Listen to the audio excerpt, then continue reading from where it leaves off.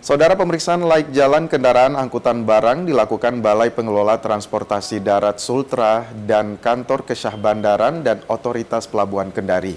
Penerapan Single Track Identification Data atau STID diterapkan saat pemeriksaan kelaikan kendaraan agar aman digunakan saat beroperasi. Dalam rangka mendukung pengaktifan kembali. Pemeriksaan laik jalan menyasar truk angkutan barang yang beroperasi di Pelabuhan Pelindo, Bungkutoko, Kecamatan Bungkutoko, Kota Kendari, Sulawesi Tenggara.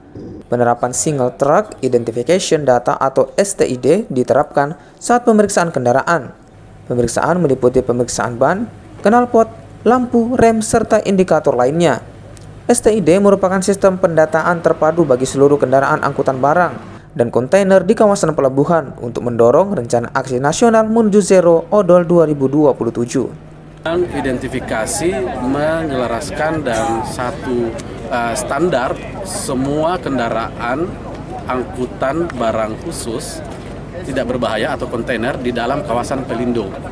Nah, tujuannya untuk meningkatkan keamanan dan keselamatan serta mengidentifikasi truk-truk atau kontainer yang ada dalam kawasan pelabuhan. Untuk mendapatkan STID ini, semua aturan-aturan baik dari pengendaranya, baik itu kendaraannya harus comply, harus memenuhi aturan, termasuk salah satunya yang hari ini kita laksanakan. Ini yang kedua kita laksanakan, hari ini kita laksanakan adalah pemeriksaan laik jalan atau untuk menerbitkan uji kir.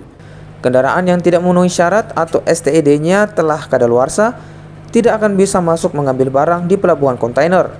Penerapan STID yang ketat akan berdampak pada peningkatan pendapatan asli daerah.